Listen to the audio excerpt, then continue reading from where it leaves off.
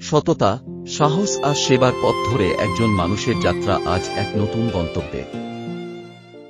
সাবেক আইজিপি মঈনুল হোসেন, দেশের আইন শৃঙ্খলা রক্ষায় যার নাম সম্মানের সঙ্গে উচ্চারিত হয়।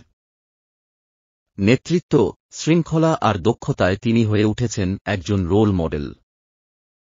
সরকারি চাকরি থেকে অবসরের পরদিনই তিনি পেলেন আরেকটি সম্মান, বাংলাদেশ সরকারের পক্ষ থেকে পোল্যান্ডে রাষ্ট্রদূত হিসেবে নিয়োগ।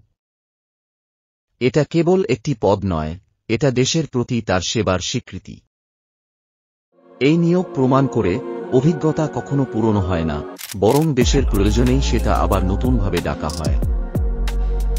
মঈনুল হোসেন আজ শুধু একজন প্রাক্তন আইজিপি নন, তিনি রাষ্ট্রদূত হয়ে দেশের মুখ উজ্জ্বল করবেন আরেক পর্বে।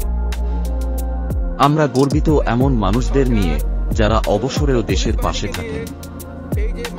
সাবস্ক্রাইব করুন পিপো ভিউজ, কারণ ভালো খবরও ছড়ানো দরকার। মামলা পিবিআই তদন্ত করতেছে, আপনি ন্যায় বিচার পাবেন কি পাবেন না, তাই না? এই যে মামলাগুলি, যেটি একটি বৃহত্তর গণহত্যার অংশ ছিল, সেখানে ইন্টারন্যাশনাল ক্রাইম ট্রাইব্যুনাল গঠন করা হয়েছে এবং এই মামলাগুলি প্রতিটাই যাবে ইন্টারন্যাশনাল ক্রাইম ট্রাইব্যুনালে। সুতরাং কারো পার পাওয়ার কোনো সুযোগ নাই।